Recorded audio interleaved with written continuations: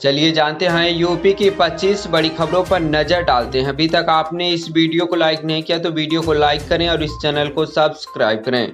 अखिलेश यादव ने नोएडा में श्रमिकों के विरोध पर भाजपा सरकार की आलोचना की।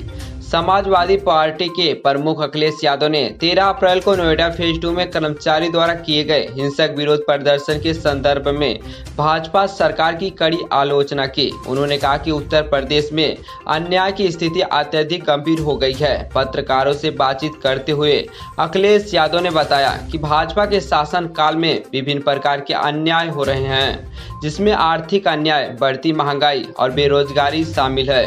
उन्होंने कहा कि नोएडा में मजदूर अपने अधिकारों की मांग कर रहे हैं।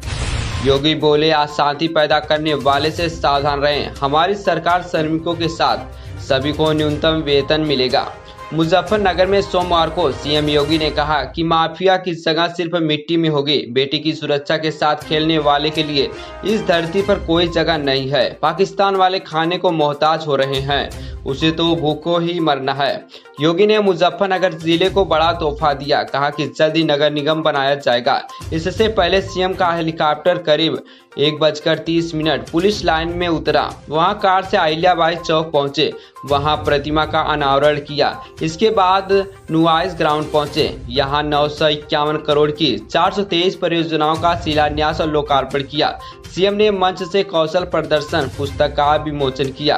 रोजगार मेले का उद्घाटन किया, जिसमें करीब 10,000 युवाओं को जॉब दिया जाएगा। इसके बाद जनसभा को संबोधित किया। आधी रात को गंदे मैसेज, गौ मांस खाने की नसीहत, हिंदू बेटियों ने खोला राज। उत्तर प्रदेश के झांसी जिले में कोचिंग सेंटर में धार्मिक ब्रेनवाश का मामला सामने आया है, जहां शिक्षक और परिजनों पर मामला दर्ज किया गया है। पीड़ित छात्रों ने उत्पीड़न और धर्म परिवर्तन के दबाव का आरोप लगाया है। पीड़ित छात्रों का आरोप है कि शिक्षक हिंदू धर्म का अपमान करते थे और उन्हें गौ मांस खाने की सलाह देते थे। साथ ही इस्लाम धर्म अपनाने के लिए दबाव बनाया जा रहा था। नोएडा में हिंसक प्रदर्शन, 50 फैक्ट्रियों में तोड़फोड़, शोरूम के बाहर कारें फूकी, 150 गाड़ियां तोड़ी। योगी ने हाई लेवल कमेटी बनाई। नोएडा में सोमवार को फैक्ट्री कर्मचारियों ने हिंसक प्रदर्शन किया। 9 अप्रैल से सैलरी बढ़ाने की मांग को लेकर आंदोलन कर रहे हैं। सैकड़ों कर्मचारी हाथों में डंडे, लाठी लेकर सड़कों पर उतर आए। कर्मचारियों ने अलग अलग इलाकों में 50 से ज्यादा फैक्ट्रियों में पथराव तोड़फोड़ की। 150 से ज्यादा गाड़ियों में तोड़फोड़ और करीब 50 से ज्यादा फूंक दी। पुलिस की गाड़ियों भी पलट दी। हालत बिगड़े तो कई थानों की फोर्स मौके पर पहुंची। कर्मचारियों ने उन पर पथराव कर दिया। फिर पुलिस ने आंसू गैस के गोले छोड़े। कर्मचारियों का कहना है कि जब तक मांगे नहीं मानी जाती वो रुकेंगे नहीं। संभल में बिना अनुमति लगी अंबेडकर प्रतिमा ढकी गई। प्रशासनिक अनुमति के बाद होगा अनावरण। संभल के चंदौसी में भारत रत्न डॉक्टर भीमराव अंबेडकर की जयंती से पहले उनके अनुयायियों ने एक प्रतिमा स्थापित कर दी। इस पर विरोध के बाद पुलिस प्रशासन गांव पहुंचा। ग्रामीणों ने नोकझोंक हुई, जिसके बाद सहमति बनी और प्रतिमा को ढक दिया गया। एएसपी कुलदीप सिंह ने बताया कि प्रतिमा का अनावरण प्रशासनिक अनुमति के बाद ही किया जाएगा। हरदोई में हजारों शिक्षकों का प्रदर्शन, टीईटी की अनिवार्यता के विरोध में पैदल मार्च निकाला, ज्ञापन भी दिया। हरदोई में सोमवार को अखिल भारतीय संयुक्त शिक्षक महासंघ के बैनर तले शिक्षकों ने टीईटी अनिवार्यता के विरोध में विशाल पैदल मार्च और प्रदर्शन किया। शिक्षकों ने इस नियम को वापस लेने की मांग की। यह प्रदर्शन उत्तर प्रदेशी प्राथमिक शिक्षक संघ के जिलाध्यक्ष एवं अखिल भारतीय प्राथमिक शिक्षक संघ के राष्ट्रीय सचिव आलोक मिश्र तथा विभिन्न सहयोगी संगठनों के नेतृत्व में आयोजित किया गया था। शिक्षकों ने गांधी भवन में पैदल मार्च शुरू किया। गांधी भवन में एकत्रित शिक्षकों को संबोधित करते हुए मुख्य वक्ता आलोक मिश्र ने केंद्र सरकार की नीतियों पर कड़ा प्रहार किया। उन्होंने कहा कि पुराने शिक्षकों पर जबरन थोपी गई टीईटी अनिवार्यता का पुरजोर विरोध किया जाएगा। दलितों, पिछड़ों व अल्पसंख्यकों का सम्मान करती है भाजपा।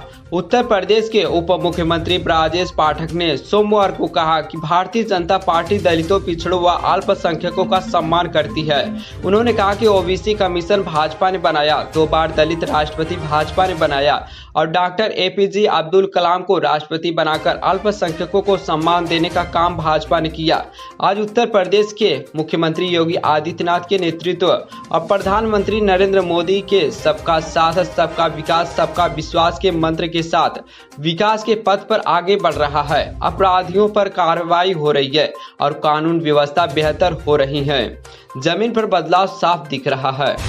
दिल्ली देहरादून एक्सप्रेसवे पर ऊपर गाड़ियां चलेंगी, नीचे जानवर निकलेंगे। 135 किलोमीटर यूपी से गुजरेगा। 6 घंटे का सफर 3 घंटे में पूरा होगा। पीएम नरेंद्र मोदी आज 14 अप्रैल को दिल्ली देहरादून एक्सप्रेसवे का उद्घाटन करेंगे। इसकी सबसे खास बात यह है कि शुरुआत के 18 किलोमीटर तक कोई टोल नहीं देना होगा।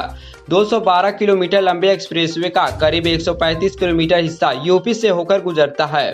इसी वजह से यह जितना फायदेमंद उत्तराखंड के लिए है, उतना ही यूपी के लिए भी है। 12,000 करोड़ की लागत करीब 4 साल में एक्सप्रेसवे बनकर तैयार हुआ है।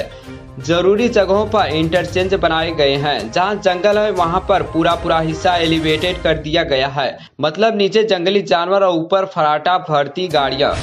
उप मुख्यमंत्री केशव प्रसाद मौर्य ने बाबा साहब भीमराव अंबेडकर जयंती की दी शुभकामनाएं। उत्तर प्रदेश के उप मुख्यमंत्री केशव प्रसाद मौर्य ने देश व प्रदेशवासियों को भारत रत्न बाबा साहब डॉक्टर भीमराव अंबेडकर की जयंती पर देश व प्रदेशवासियों को अपनी शुभकामनाएं व बधाई दी है। अपने शुभकामना संदेश में सोमवार को केशव प्रसाद मौर्य ने कहा कि डॉक्टर अंबेडकर का पूरा जीवन ही एक संदेश है। समाज के कमजोर वर्गों के शैक्षिक व सामाजिक उत्थान में बाबा साहब अंबेडकर का बहुत बड़ा योगदान रहा। यूपी में पड़ेगी भीषण गर्मी, पारा 40 डिग्री सेल्सियस के करीब पहुंचा। प्रयागराज दूसरे दिन सबसे गर्म रहा। अगले 2 हफ्ते बारिश के आसार नहीं। यूपी में गर्मी अपना असर दिखाने लगी है। सोमवार सुबह से मौसम साफ है, तेज धूप निकली है, हवाएं चल रही हैं। मौसम विभाग का कहना है कि आज दिन में पारा 40 डिग्री सेल्सियस पार पहुंच जाएगा, जबकि पिछले 24 घंटों में 2 डिग्री सेल्सियस तापमान बढ़ा है। मौसम विभाग ने बताया कि पश्चिमी विक्षोभ का असर खत्म होने से गर्मी बढ़ने लगी है। अगले 2 सप्ताह कोई भी विक्षोभ सक्रिय नहीं हो रहा है। इस वजह से बारिश के आसार नहीं है। इससे भीषण गर्मी पड़ेगी। वृंदावन हादसा, चौथे दिन भी लाश मिले। वृंदावन में नाव हादसे के चौथे दिन 2 लाशें मिली। इसमें एक महिला और दूसरी पुरुष की है। दोनों लुधियाना के रहने वाले हैं। अब मृतकों की संख्या 15 पहुंच गई है। अभी एक युवक लापता है। उसकी तलाश में सेना, एनडीआरएफ, एसडीआरएफ समेत करीब 250 लोगों की टीम जुटी हुई है। टीमों ने जांच का दायरा भी 14 किलोमीटर से बढ़ाकर 20 किलोमीटर कर दिया गया है। लखनऊ में यूपी का पहला हार्ट ट्रांसप्लांट। एसपीजीआई में 40 साल की महिला को मिला नया जीवन। 3 महीने से हार्ट फेलियर से जूझ रही थी। लखनऊ के एसपीजीआई में यूपी का पहला हार्ट ट्रांसप्लांट किया गया। इससे 40 साल की महिला को नया जीवन मिला। ट्रांसप्लांट करने के लिए हार्ट दिल्ली के राम मनोहर लोहिया संस्थान से मंगाया गया। एसपीजीआई में 20 से ज्यादा टॉप डॉक्टरों की टीम ने हार्ट सर्जरी अगुवाई में 5 घंटे की जटिल सर्जरी करके महिला मरीज में हार्ट प्रत्यारोपी करने में कामयाब रहे। फिलहाल मरीज को वेंटिलेटर सपोर्ट से हटा दिया गया है। उसे आईसीयू वार्ड में निगरानी में रखा गया है। राज्यपाल आनंदीबेन पटेल, सीएम योगी आदित्यनाथ, स्वास्थ्य मंत्री ब्रजेश पाठक ने डॉक्टरों की टीम को बधाई दी है। कानून का उल्लंघन करने वाले के साथ कोई नरमी नहीं। उत्तर प्रदेश गौ सेवा आयोग के उपाध्यक्ष महेश कुमार शुक्ला ने कहा कि प्रदेश में जिस तरह से हत्या, लूट जैसे अपराधों पर लगाम कसी गई है, उसी तरह गौवंश की सुरक्षा के लिए भी सरकार पूरी तरह से कटिबद्ध है। कानून का उल्लंघन करने वाले के साथ कोई नरमी नहीं बरती जाएगी। गौवंश के संरक्षण और तस्करी को रोकने के लिए सरकार की प्रतिबद्धताओं को रेखांकित किया। उन्होंने स्पष्ट किया कि मुख्यमंत्री के नेतृत्व में प्रदेश सरकार गौवंश की सुरक्षा के लिए अत्यंत गंभीर है। वाटरफॉल वर्ड्स अभियान के तहत लगाए गए प्याऊ। उत्तर प्रदेश की धार्मिक नगरी वाराणसी में तल्ख धूप और गर्मी के बीच पक्षियों को राहत पहुंचाने के उद्देश्य से काशी हिंदू विश्वविद्यालय परिसर में सराहनीय पहल की गई। विश्वविद्यालय के चौरा माता मंदिर परिसर में युवाओं ने वाटर फॉर बर्ड्स अभियान चलाया। इस अभियान के तहत पक्षियों के लिए लगभग 2 दर्जन प्याऊ लगाए गए, जिससे गर्मी के मौसम में उन्हें पीने का पानी उपलब्ध हो सके। सोलर दीदी योजना से महिलाओं को मिल रही आत्मनिर्भरता और ऊर्जा से हो रहा महिला सशक्तिकरण। उत्तर प्रदेश में मुख्यमंत्री योगी आदित्यनाथ के नेतृत्व में लागू की गई सोलर दीदी योजना महिला सशक्तिकरण और ग्रामीण विकास दिशा में एक महत्वपूर्ण पहल बनकर उभरी है। इस योजना का उद्देश्य गांव की महिलाओं और सौर ऊर्जा तकनीकी ज्ञान से लैस करना है, ताकि वे सिर्फ घरेलू कार्यों तक सीमित न रहकर ऊर्जा क्षेत्र में भी सक्रिय भूमिका निभा सके।